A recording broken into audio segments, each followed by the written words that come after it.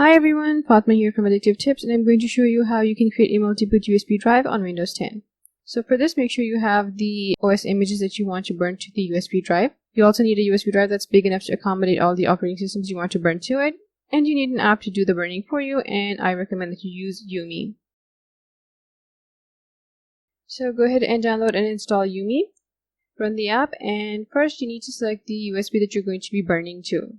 Next, you have to select the type of OS that you're going to be burning. I'm going to start with an Ubuntu image, so I'm going to select Ubuntu here.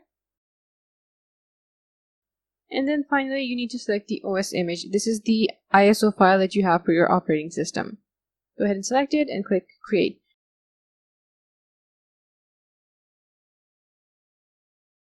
You're going to get a bunch of warnings, read through them, and start the burning process.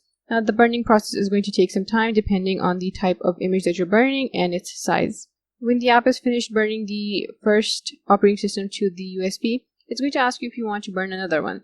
And assuming you do, go ahead and click Yes. And you're taken back to this screen. Again, select the USB drive that you want to burn the operating system to. Open this dropdown and then select the type of operating system that you're going to be burning. I'm going to be burning Windows 10. And finally, select the ISO for the operating system.